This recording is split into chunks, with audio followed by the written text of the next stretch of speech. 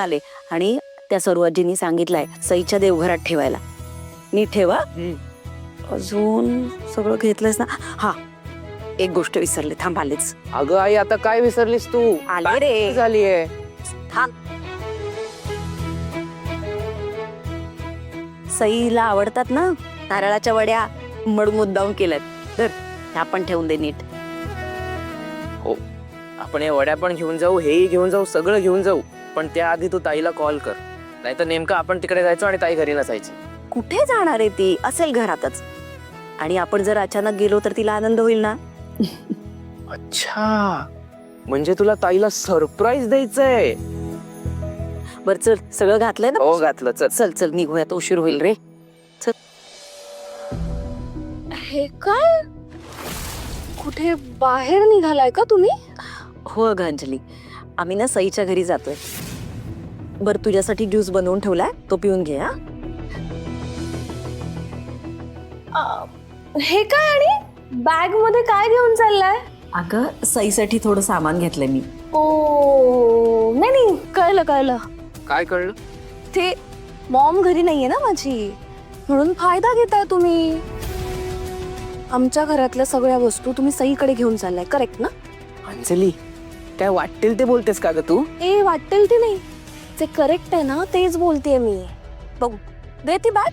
नाही, आज मला बघूच दे ना, काय आहे, काय घेऊन जातोय तू माझ्या घरातून, कळूच दे. आज त्या सईकडे ना.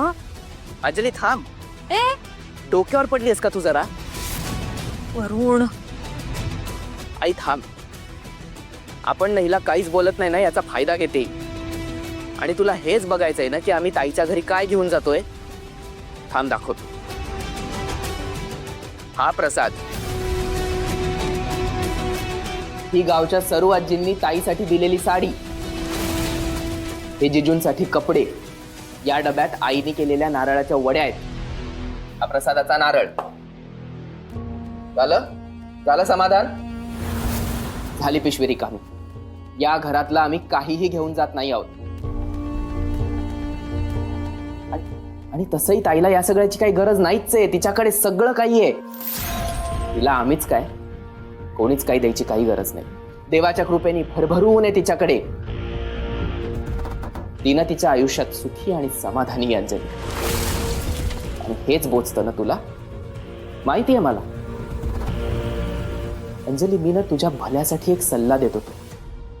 माझ्या ताईवर जळणं बंद कर आणि स्वतःचं फ्युचर कसं चांगलं होईल ना यावर फोकस कर. वरुण, नको ना असं बोलू, जाऊ दे. ए ताईच्या चमचा, तू माझ्या फ्युचरची काळजी करण्याची गरज नाहीये, कळलं ना? ते माझं मी बघून घेईन. आता चाललायस ना लाडक्या बहिणीकडे तुझ्या, तिला सांग तिथे जहागीरदारांकडे जरा नीट वाग.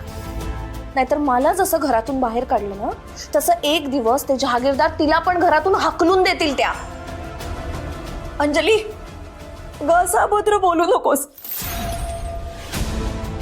कुणाचं चांगलं करता नाही आलं ना, निदान वाईट तरी चिंतू नये. तू मला शिकवू नको. या चिंटूला सांग त्यापेक्षा. जरा जास्तच बोलायला लागलाय आजकाल. आली मोठी.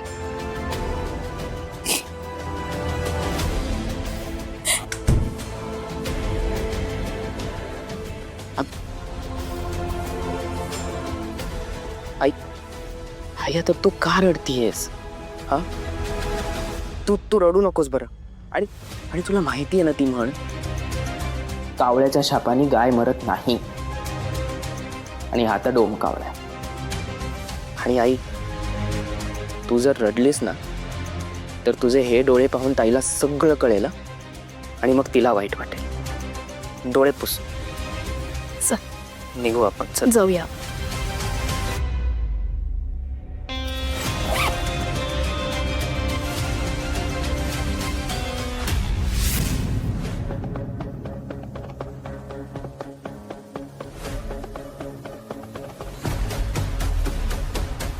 सर, तुम्हाला हवं होतं तसंच झालंय. जहागीरदार सुद्धा या डीलमध्ये इंटरेस्टेड आहेत. सर, तुम्हाला राग येणार नसेल तर एक विचारू का? या डील संदर्भात जी कॉन्फरन्स होणार आहे ना त्यात देवांश जहागीरदार प्रेझेंटेशन करतील आणि आजपर्यंत त्या बाबतीत त्यांना कोणीच बीट करू शकलेलं नाही. मिस्टर जहागीरदार एकदा बोलायला लागले की सगळे त्यांच्याकडे बघतात. सगळ्यांवर इम्प्रेशन पाडण्यात त्यांचा कोणीच हात धरू शकत नाही. हो का? नाही, आय ॲग्री विथ यू की देवांश हा खूप टॅलेंटेड मुलगा आहे. पण जर का त्या कॉन्फरन्सला तो पोहोचलाच नाही तर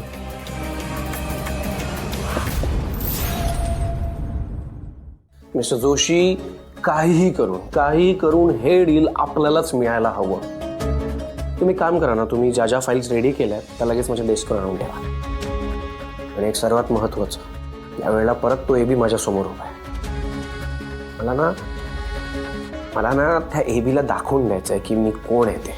या कॉन्फरन्समध्येच आपलं प्रेझेंटेशन, आपली तयारी, आपला कॉन्फिडन्स बघून ना सगळे आपले कॉम्पिटिटर्स आणि स्पेशली तो एबी, तुम्ही घाबरला पाहिजे. हा जोशी,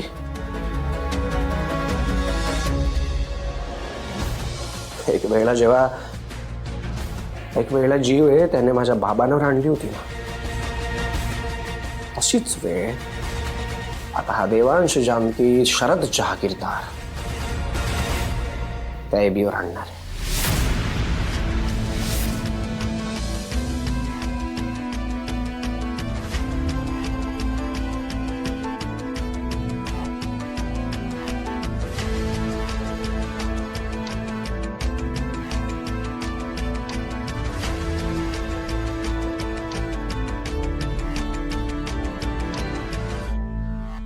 इतका वेळ का लागतो इथल्या व्यवस्थापकांना यायला?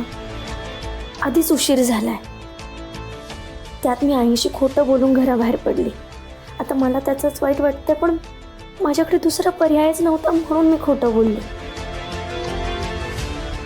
खरं सांगितलं असतं तर आईंनी मला घराबाहेर पडूच दिलं नसतं. आता त्यावेळी मला जे सुचलं ते मी त्यांना सांगितलं, पण आता काही करून मला वेळेत घरी पोचायला हवं.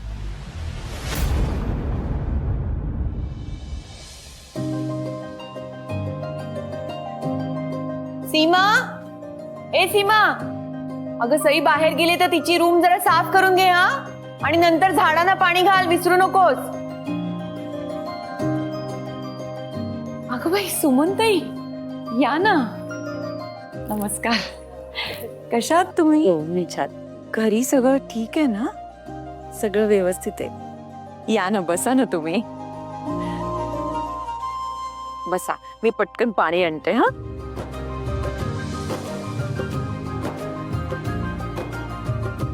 घ्या.